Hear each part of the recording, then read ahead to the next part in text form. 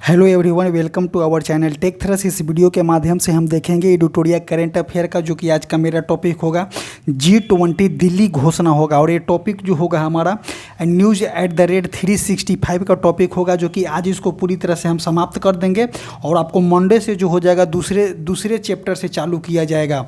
सो इसमें देखते हैं क्या कि दिल्ली G20 दिल्ली घोषणा में देखते हैं क्या कि रूस यूक्रेन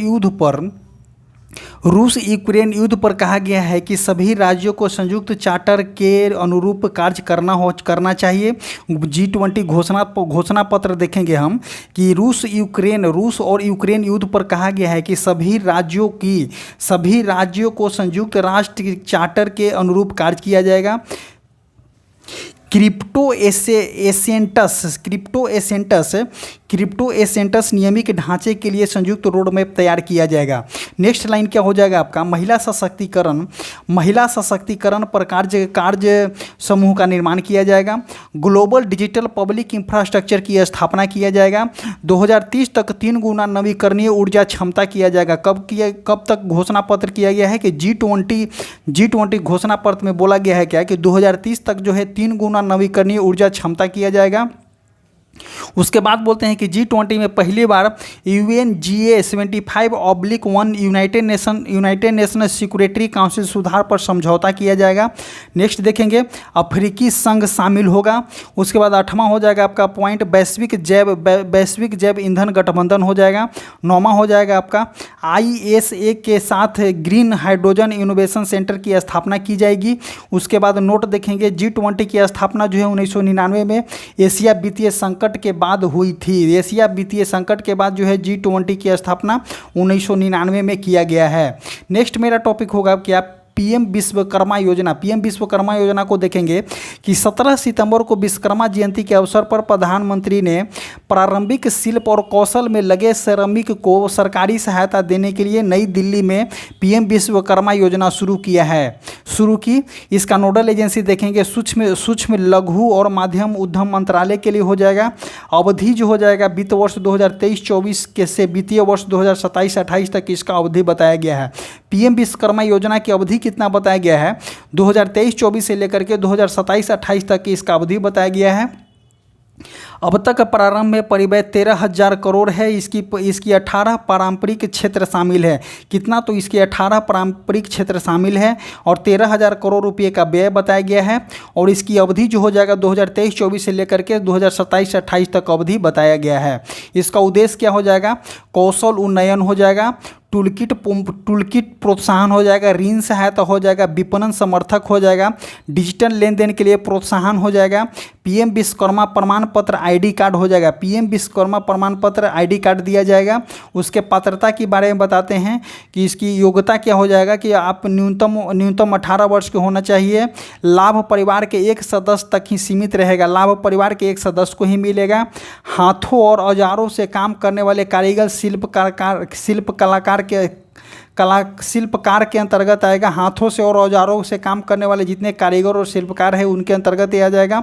2024-25 के बजट में 4824 करोड़ का प्रावधान किया गया है। तो देखिए पीएम विश्वकर्मा योजना के लिए कितना बजट दिया गया है, तो 4824 करोड़ रुपया का प्रावधान किया गया है पीएम विश्वकर्मा योजना के अंतर्गत। आगे बात करते हैं मुख्य चुनाव आयुक्त, इलेक्शन कमीशन और चुनाव आयुक्त नियुक्ति सेवा की शर्तों पर कार्यालय की अवधि विधेयक 2023 देखेंगे इसमें क्या प्रावधान किया गया है। यह चुनाव आयुक्तों की सेवा में शर्तों और व्यवसाय का संचालन करेगा। इसके अधिनियम 1991 की जगह लेगी। ECEC और EC election commission of India और इलेक्शन कमीशन की नियुक्ति चयन समिति प्रधानमंत्री और लोकसभा में विपक्ष के नेता होंगे। और उसके बाद प्रधानमंत्री द्वारा नामित एक केंद्रीय कैबिनेट मंत्री होगा कि सिफारिश पर राष्ट्रपति के द्वारा किया जाएगा। तो देखिए इसको आप याद कीजिएगा कि इलेक्शन कमीशन और चीफ इलेक्शन कमीशन का जो है, इलेक्शन कमीशन और चीफ इलेक्शन कमीशन की नियुक्ति में कौन हो जाएंगे, एक प्रधानमंत्री हो जाएंगे, एक लोकसभा विपक्ष के नेता हो जाएंगे। उसके बाद प्रधानमंत्री द्वारा नामित एक केंद्रीय कैबिनेट मंत्री हो जाएंगे। इन्हीं 3 लोगों को मिल करके इनका नामित करना है कि सिफारिश पर राष्ट्रपति के द्वारा की जाएगी। आगे पॉइंट क्या बोलता है, कैबिनेट सचिव की अध्यक्षता वाली एक खोज समिति कैबिनेट सचिव की अध्यक्षता वाली एक खोज समिति चयन समिति को नामों का एक पैनल प्रस्तावित करेगी। इलेक्शन कमीशन ऑफ इंडिया और इलेक्शन कमीशन का वेतन सेवा शर्तों कैबिनेट सचिव के बराबर होगी और इनके जो वेतन जो हो जाएगा कैबिनेट सचिव के बराबर होगी। पहले सुप्रीम कोर्ट के न्यायाधीश के बराबर होती थी, लेकिन अब कैबिनेट सचिव के बराबर इनकी वेतन होगी। आगे क्या बताया गया है, इससे पहले अनूप बर्नवाल बनाम UOI मामले में सुप्रीम कोर्ट ने घोषणा की थी कि राष्ट्रपति इलेक्शन कमीशन और election commission of CEC chief election commission की नियुक्ति सलाह समिति के परामर्श पर करेंगे, जिसमें प्रधानमंत्री होंगे, विपक्ष के लोकसभा में विपक्ष के नेता हो जाएंगे और क्या हो जाएंगे, भारत के मुख्य न्यायाधीश शामिल होंगे। तो मुख्य न्यायाधीश को काट करके एक कैबिनेट मंत्री को यहाँ पे लगाया गया है, इस प्रावधान किया गया है।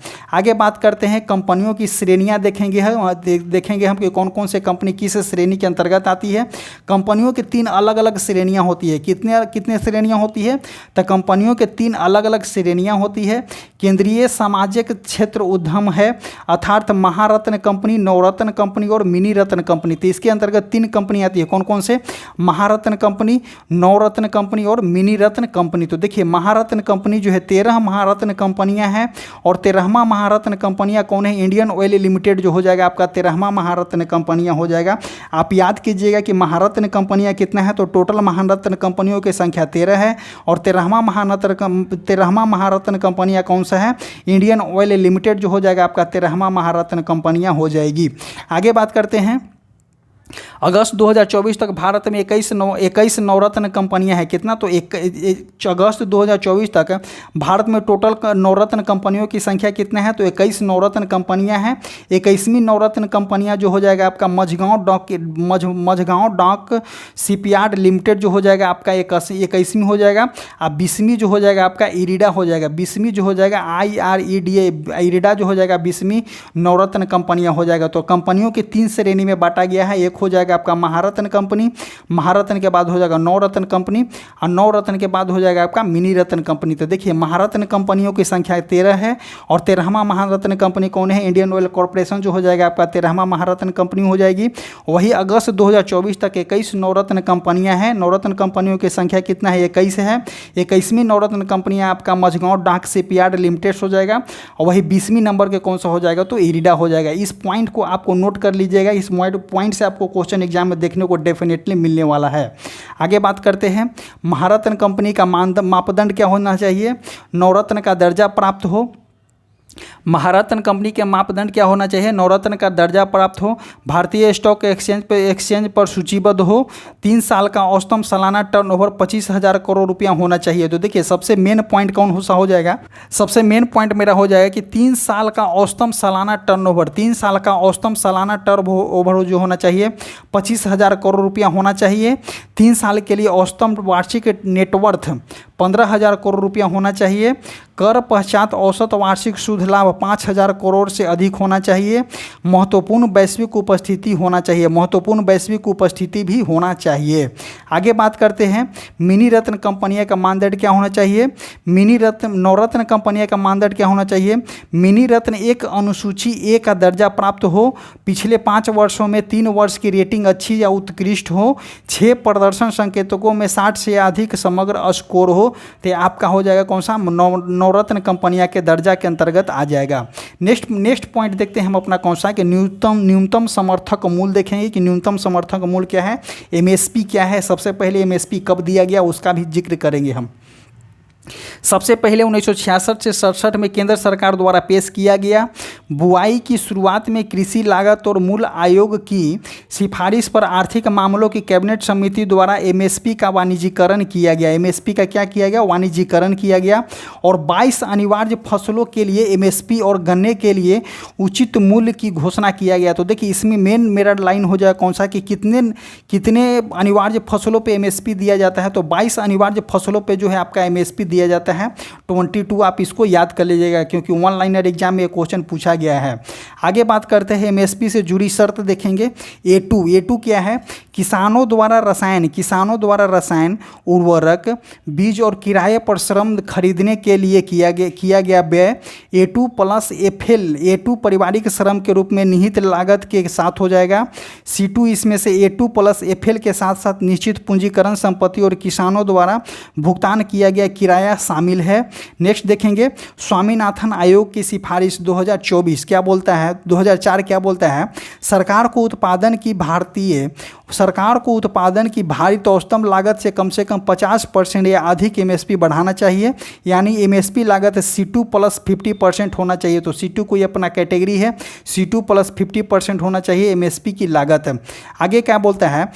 लेकिन सरकार लागत की गणना 1.5 गुना A2 प्लस FL के रूप में करती है, लेकिन सरकार जो है 1.5 गुना A2 प्लस FL के रूप में करती है। आगे बात करते हैं भारत का नया संसद भवन। तो देखिए भारत का नया संसद भवन कब बना?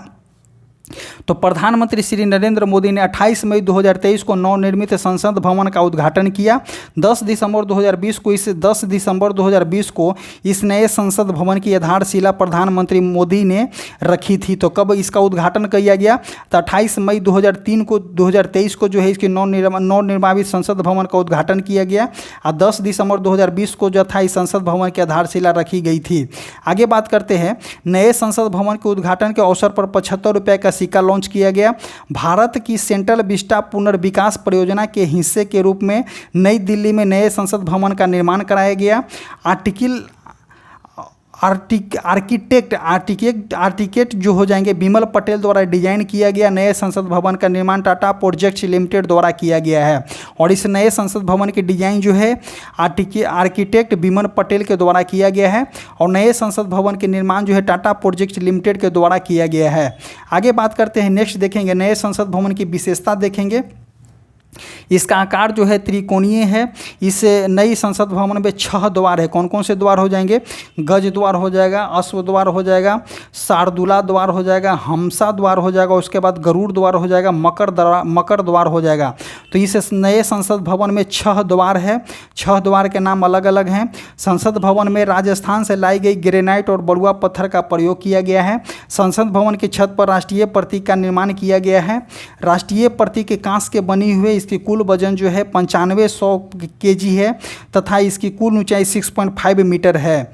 नेक्स्ट देखेंगे नए संसद भवन में लोकसभा कक्ष में 888 लोकसभा कक्ष में कितना है? तो 888 सीट है।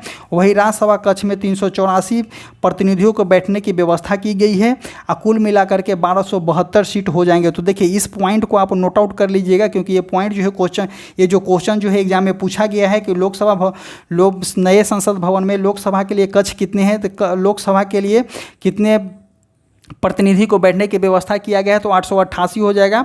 वही राज्यसभा में देखेंगे तो 384 हो जाएगा और वही कुल मिलाकर की बात करेंगे तो 1272 हो जाएगा। टोटल सीट की बात करते हैं।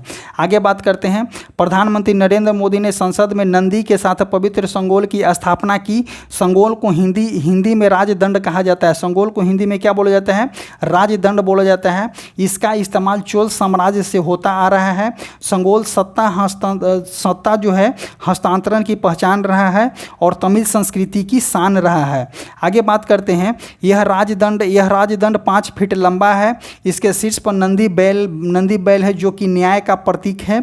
लोकसभा का आंतरिक हिस्सा राष्ट्रीय पक्षी मोर है। लोकसभा का जो है देखिए इस क्वेश्चन को याद कीजिएगा कि लोकसभा का आंतरिक हिस्सा जो है राष्ट्रीय पक्षी मोर है, मोर पर आधारित है। वही राज्यसभा का आंतरिक हिस्सा जो है राष्ट्रीय फूल कमल पर आधारित है और संसद के परिसर में जो है राष्ट्रीय वृक्ष बरगद लगाया गया है। तो देखिए इसको नोट आउट करने के लिए इसलिए हम बोल रहे हैं क्योंकि ये क्वेश्चन जो है एग्जाम में पूछा गया क्वेश्चन है कि लोकसभा का आंतरिक हिस्सा जो है राष्ट्रीय पक्षी मोर पर आधारित है। वही अगर बात करते हैं राज्यसभा का आंतरिक हिस्सा जो है राष्ट्रीय फूल कमल पर आधारित है और संसद के परिसर में जो है राष्ट्रीय वृक्ष बरगद लगाया गया है। नेक्स्ट लाइन देखते हैं हम 2023 में भारतीय अंतरिक्ष स्थिति आकलन रिपोर्ट देखेंगे। ISRO system for self and sustainable space operation management ISO 4OM द्वारा संचालित और 2 अप्रैल 2024 को इसरो द्वारा जारी किया गया है। भारतीय परिदृश्य देखेंगे। भारतीय अंतरिक्ष युग की शुरुआत से लेकर अब तक 31 दिसंबर 2023 तक कुल 127 भारतीय उपग्रह प्रक्षेपित किए जा चुके हैं, जिसमें से निजी ऑपरेटर, शैक्षणिक संस्थानों के उपग्रह भी शामिल हैं। 31 दिसंबर 2023 तक भारत सरकार के स्वामित्व वाले परिचालन उपग्रहों की संख्या LEO लो अर्थ ऑर्बिट में 22 और जियो सिंक्रोन अर्थ में 29 है। नेक्स्ट देखेंगे। इसके अलावा 2023 के अंत तक 3 भारतीय अंतरिक्ष मिशन की सक्रिय था, अर्थात चंद्रयान 2 ऑर्बिटर, आदित्य 11, चंद्रयान 3 को प्रोपल्सन मॉड्यूल। 2023 तक भारतीय प्रक्षेपण से कुल 82 रॉकेट निकायों को कक्षा में स्थापित किया गया है। PSLV C3 का ऊपरी चरण 2021 में आकस्मिक रूप से टूट गया है और 371 मलबे जो है उत्पन्न हुआ है। नेक्स्ट देखेंगे काम। कुल 5 भारतीय उपग्रह हैं, 46 विदेशी उपग्रह हैं, 8 रॉकेट निकाय हैं अपनी इच्छित कक्षाओं में स्थापित किए गए हैं। टोटल कितने बोले गए हैं? तो टोटल कुल जो है 5 भारतीय उपग्रह हैं, 46 विदेशी उपग्रह हैं और 8 रॉकेट निकाय POEM-2 जो है 2 सहित जो है अपनी इच्छित कक्षाओं में स्थापित किए गए हैं। आगे बात करते हैं विश्व मत्स्य पालन और जलीय कृषि की स्थिति रिपोर्ट 2024 देखेंगे। विश्व मत्स्य पालन और जलीय कृषि की स्थिति 2024 रिपोर्ट खाद्य और कृषि संगठन द्वारा जारी की गई। यह वैश्विक मत्स्य पालन और जलीय कृषि की स्थिति, प्रवृत्तियों और अनुमानों का विश्लेषण करती है। नेक्स्ट लाइन देखेंगे हम। विश्व में कुल मत्स्य पालन और जलीय कृषि उत्पादन 2022 में 223.2 मिलियन टन के सर्वकालिक रिकॉर्ड पर पहुंच गया है। कितना? तो विश्व में कुल मत्स्य पालन और जलीय कृषि उत्पादन 2022 में 223.2 मिलियन टन के सर्वकालिक रिकॉर्ड पर पहुंच गया है। एशियाई देशों ने 70% जलीय जानवरों का उत्पादन किया है। कौन सा बोला है? एशियाई देशों ने 70% जलीय जानवरों का उत्पादन किया है। इसके बाद यूरोप और लैटिन अमेरिका के देश के स्थान भी रहे हैं। आगे बात करते हैं मुख्य जलीय पशु उत्पादक देश जो हो जाएंगे आपका चीन जो हो जाएगा 36% हो जाएगा, भारत जो हो जाएगा आपका 8% हो जाएगा, वही इंडोनेशिया का रैंक आप देख सकते हैं। आगे बात करते हैं भारत दुनिया का तीसरा सबसे बड़ा मछली उत्पादक और चीन के बाद दूसरा सबसे बड़ा जलीय कृषि उत्पादक है। देखिए भारत जो है दुनिया का तीसरा बोला जाता है, दुनिया का तीसरा सबसे बड़ा मछली उत्पादक है और चीन के बाद जो है दूसरा सबसे बड़ा जलीय कृषि उत्पादक देश है। भारत ने वित्त वर्ष 2023-24 में 175.45 लाख टन का रिकॉर्ड मछली उत्पादन हासिल किया है और वैश्विक उत्पादन का 8% है। यह देश के सकल मूल्यवर्धन में लगभग 1.09% और कृषि GVA में 6.724% के % से अधिक का योगदान देता है। यह क्षेत्र जो है देश में 28 मिलियन से अधिक लोगों को आजीविका का साधन देता है। तो देखिए ये क्षेत्र जो है मछली पालन वाले क्षेत्र जो है यह देश में 28 मिलियन से अधिक लोगों को जो है आजीविका का साधन देता है। और नेक्स्ट देखेंगे स्वेच्छा सर्वेक्षण अवार्ड्स 2023 देखेंगे, इसका 8वां संस्करण देखेंगे। जारीकर्ता देखेंगे केंद्रीय आवास और शहरी मंत्रालय के द्वारा जारी किया जाता है।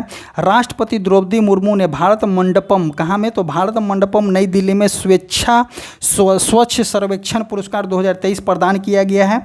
वर्ष 2023 में सर्वेक्षण का विषय अवशिष्ट से धन मतलब कि वेस्ट टू वेल्थ जो हो जाएगा आपका 2023 का विषय हो जाएगा। वही 2024 का सर्वेक्षण का विषय कम करे पुनः उपयोग करें और रिसाइकिल मतलब कि रिड्यूस रीयूज और रिसाइकिल जो हो जाएगा आपका 2024 का विषय हो जाएगा। तो देखिए विषय आप याद कीजिएगा 2023 का विषय हो जाएगा वेस्ट टू वेल्थ, वही 2024 का विषय हो जाएगा आपका रिड्यूस रीयूज और रिसाइकिल जो हो जाएगा आपका 2024 का विषय हो जाएगा।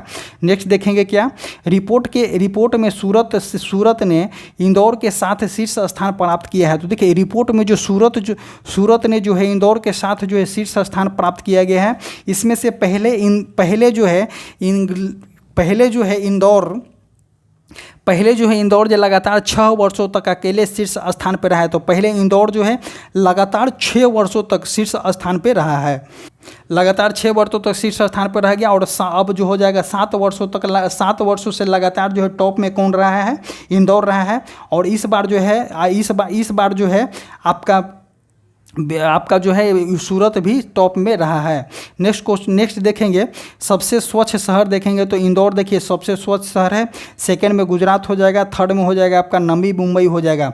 वही सर्वश्रेष्ठ प्रदर्शन वाला राज्य देखेंगे, सर्वश्रेष्ठ प्रदर्शन वाला राज्य तो महाराष्ट्र टॉप में हो जाएगा, मध्य प्रदेश सेकेंड डाउन पे हो जाएगा और छत्तीसगढ़ हो जाएगा आपका थर्ड डाउन पे। वही स्वच्छ शहर में देखेंगे तो मध्य इंदौर हो जाएगा, उसके बाद सूरत हो जाएगा और सूरत के बाद हो जाएगा आपका नवी मुंबई महाराष्ट्र हो जाएगा। और सबसे कम स्वच्छ शहर में देखेंगे कोलकाता सबसे कम स्वच्छ शहर में, पश्चिम बंगाल हो जाएगा, सब आसनसोल हो जाएगा सबसे कम सेकंड डाउन पे, वही हावड़ा हो जाएगा आपका थर्ड डाउन पे। तो सबसे कम स्वच्छ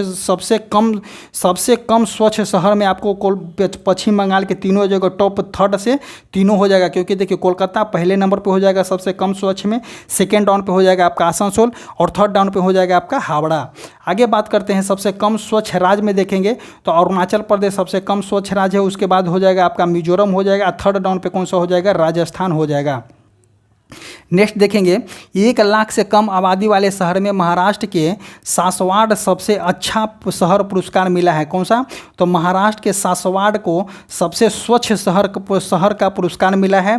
पाटन और लोनावाला को क्रमशः दूसरा और तीसरे स्थान पर बताया गया है। तो 1 लाख से कम आबादी में महाराष्ट्र का जो है सासवड़ जो है सबसे टॉप में रहा है। उसके बाद आप देख सकते हैं पाटन हो जाएगा, पाटन के बाद हो जाएगा लोनावाला था, पाटन सेकेंड डाउन पे हो जाएगा, लोनावाला आपका थर्ड डाउन पे हो जाएगा।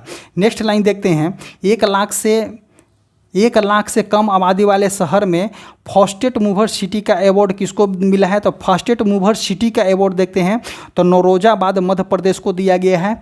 1 लाख से अधिक आबादी वाले शहर में फास्टेस्ट मूवर सिटी का अवार्ड किसको दिया गया है? तो पणजी को दिया गया है। पणजी मतलब गोवा की राजधानी पणजी है, उसको दिया गया है।